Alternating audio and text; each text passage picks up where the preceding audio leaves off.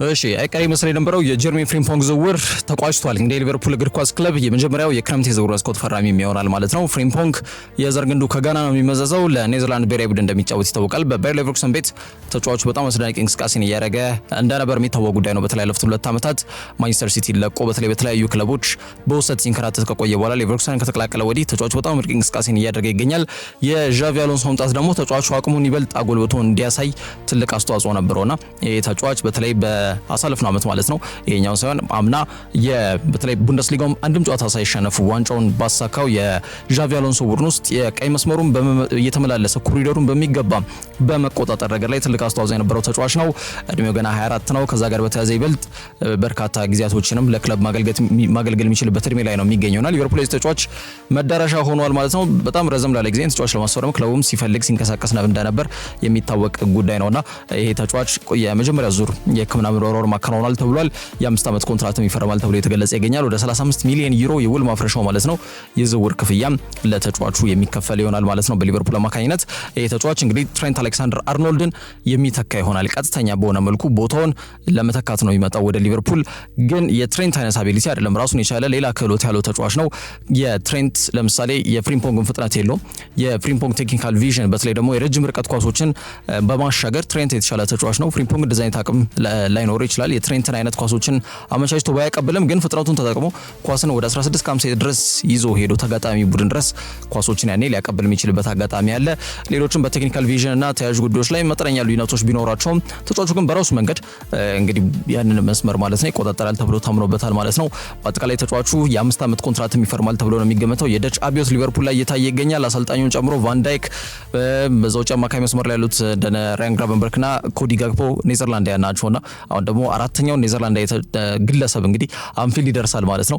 በአጠቃላይ የደች አብዮት ሊቨርፑል ላይ ቀጥሎም ምናልባት ሊቀጣጠል የሚችልበት ሊኖር ይችላል ተብሎ ይገመታል። ምክንያቱም እንደነ ቲጃኒ ሬንደርስ አይነት ተጫዋቾችን ይፈልጋሉ ሊቨርፑሎች። እንደሚታወቀው ከሲቲ ጋር ከፍተኛ ፉክክር እያደረጉ ይገኛሉና በሊቨርፑል ቤት የሲቲ አብዮት እንግዲህ እንደተቀጣጠለ በግልጽ አመላካሽ ነጥብ ነው። ዞሮ ፍሪምፖንግ ግን የ2025-2026 ለቀጣዩ ውድድር ዘመን አስቀድሞ ባለው የክረምት የዝውውር መስኮት ላይ የሊቨርፑል የመጀመሪያ ፈራሚ እንደሚሆን ተረጋግጧል። ከዛ ውጪ ስኩዴቶን ማያሳካ ለሚለው ጉዳይ እጅግ በጣም እንዲጠበቅ ያደረገ የጣሊያን ሴሪያ ውጤቶች ትላንትና ተመዝግበዋል። ናፖሊ ከሜዳቸው ውጪ ተጉዞ ከፓርማ ጋር ምንም ጎል ሳይቆጠርበት 0-0 ናቸው ውጤት ጨዋታቸውን ያጠናቀቁበት አጋጣሚ እንዳለ ማንሳት ይቻላል። ፓርማ ለበርካታ ክለቦች ነጥብ የሚያስጥል አይነት ቡድን እንደሆነ ይታወቃል። በሜዳው በጣም ጠንካራ ከሆኑ ቡድኖች መካከል አንዱ ነው። ናፖሊ ግን የኢንተር ሚላን ውጤት አይቶ ነው የመጣው። እንደሚታወቀው ኢንተር ሚላን ትላንትና በሜዳቸው ሳንሲሮ ጁሴፔ ሜአዛ ስታዲየም ጠንካራ ነው ቡድን ላዚዮን ጋብዘው 2-1 በሆነ ውጤት ቢመሩም ግን ደግሞ የ90ኛው ደቂቃ ፍጹም ቅጣት ምት በተለይ ፔድሮ ኳስና መረብን በማገናኘት ማለት ነው ኢንተር ሚላን ይህን ጨዋታ ላይ 2 ነጥብ የጣሉበት አጋጣሚ እንዳለ ማንሳት ይቻላል። ይህንን ውጤት አይቶ ነው የገባው ናፖሊና ቢያንስ 3 ነጥብ በማሳካት ስኩዴቶን ቀደም ብለው ማሳካታቸውን የሚያረጋግጡበትን ውጤት ያስመዝግባሉ ተብሎ ተገምቶ ነበር። ግን ትላንትና ምንም ጎል ሳይቆጠርበት ነው ወደ 70% የሚሆን ኳስ ቁጥጥር ይዘው ነበር፣ ግን ኳስና መረብን ማገናኘት አልቻሉም። 2 ኢላማቸውን የጠበቁ ሙከሮችን ብቻ ነው ያደረጉት። 0-0 ናቸው ውጤት ጨዋታው ተጠናቋል። ይሄ ማለት በጣሊያን ሴሪያ እንግዲህ በ79 እና በ78 ነጥብ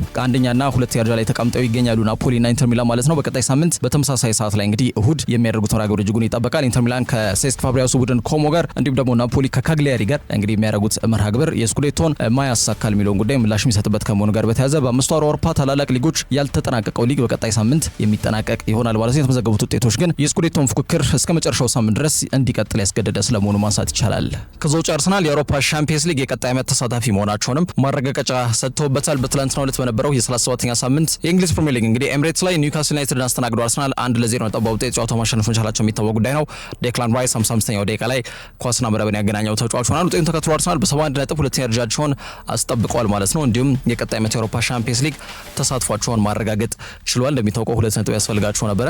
ትላንትና 3 ነጥብ ማሳካት ችሏል። ስለዚህ በቀጣይ የ2025-2026 የውድድር ዘመን የአውሮፓ ሻምፒየንስ ሊግ ትኬትን የቆረጠ ክለብ መሆኑ ተረጋግጧል። እንግዲህ በእንግሊዝ ፕሪሚየር ሊግ በቀጣይ 3ኛ፣ 4ኛ እንዲሁም 5ኛ ደረጃን ይዞ ያጠናቃል የሚለው ጉዳይ ይጠበቃል።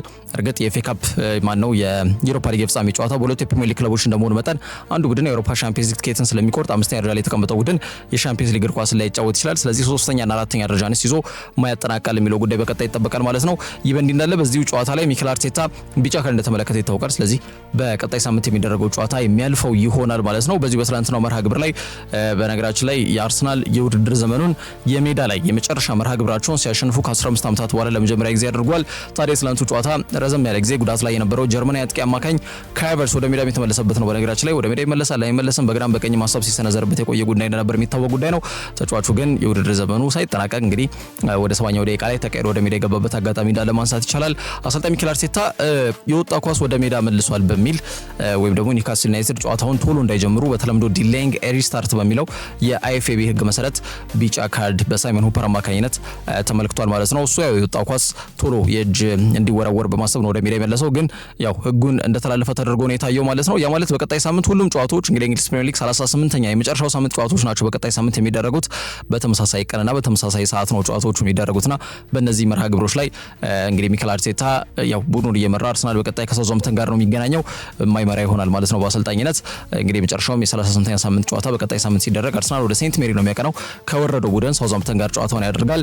መርሃ ግብር ማሞያ መርሃ ግብር ነው እርግጥ ነው፣ ግን በዚህ መርሃ ግብር ላይም ያው ቡድኑን በመጨረሻው ሳምንት መርሃ ግብር ላይ የማይመራ ይሆናል ማለት ነው አሰልጣኝ ሚኬል አርቴታ።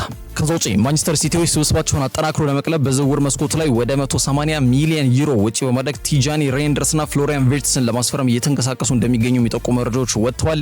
የውድድር ዘመኑን ያለ ዋንጫ ማጠናቀቃቸው ተረጋግጧል። ማንቸስተር ሲቲዎች እንደሚታወቀው እንግዲህ በቀጣይ የውድድር ዘመን ስብስባቸውን ለማጠናከር ከፍተኛ ጥረትም እያደረጉ ይገኛሉ። የኤፍኤ ካፕ የዋንጫ ጨዋታም እርግጥ ኳሱን ተቆጣጥረውበታል፣ ግን ደግሞ የግብ ዕድሎችን ፈጥረዋል መጠነኛ በሆነ መልኩ። ግን የወትሮ ማንቸስተር ሲቲ ቀለሙን የያዘ አይነት ቡድን አይደለምና በተለይ ይበልጥ ቡድኖችን በጣም እንደ ፓላስ አይነት ሎ ብሎክ ላይ መሰረት ያደረገው ቡድኖችንም መፍትሄ የሚያገኝና ጎሎችን ለማስቆጠር ጥያቄ ካለ ያንን ጥያቄ ለመለስ የሚያስችል የተጫዋቾች ስብስብ ባለቤት የነበረ ቡድን ነበረ ማንቸስተር ሲቲ።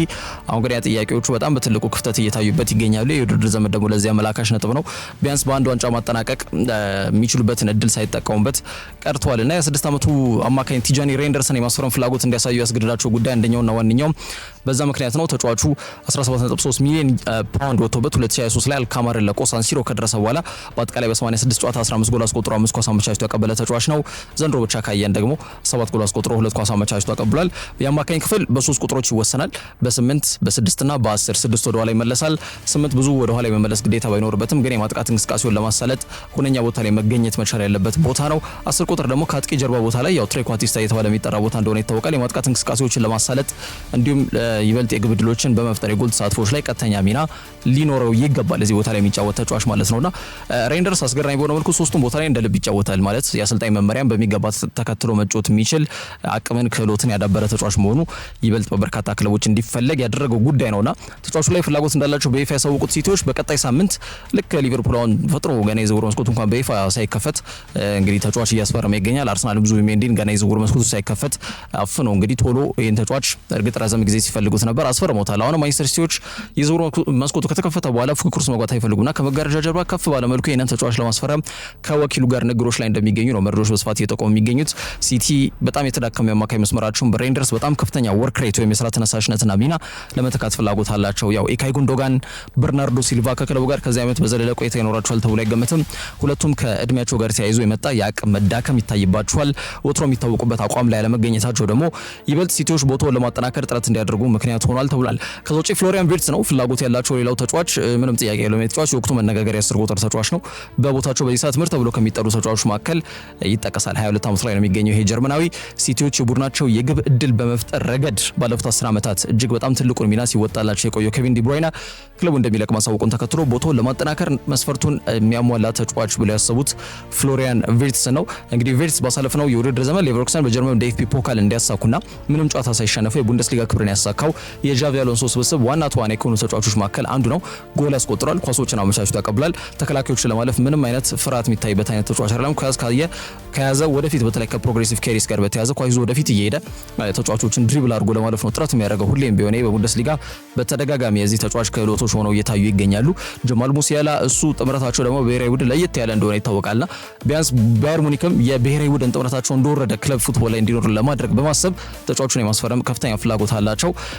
ግን ደግሞ ተጫዋቹም አሁን አልወሰነም። እንግዲህ ሙኒክም ይፈልጓል፣ ሲቲም ይፈልጉታል፣ ሊቨርፑልም ይፈልጉታልና ወዴት ያቀናል የሚለው ጉዳይ ግልጽ አይደለም። ሲቲዎች ግን ከፍተኛ ጥረት እያደረጉ እንደሚገኙ ግን በተረጋገጠ ደረጃ ማንሳት ይቻላል። ተጫዋቹም አዲስ ጅማሮ ለመጀመር ዝግጁ ነው። ጓደኛው ፍሪምፖንግ ለቋል ክለቡን። ከዛ ውጪ ደግሞ የክለቡ ማሰልጣኝ በተለይ ደግሞ ፍሎሪያን ቪርትስ እዚህ ቦታ ላይ እንዲደርስ ትልቁን አስተዋጽኦ ያበረከተው አሰልጣኙ ዣቪ አሎንሶ ክለቡን ይለቃል። ስለዚህ እሱም አዲስ ጅማሮን አዲስ ፈተና ለመጋፈጥ ፍላጎት አለው ተብሎ የተገለጸ ይገኛል።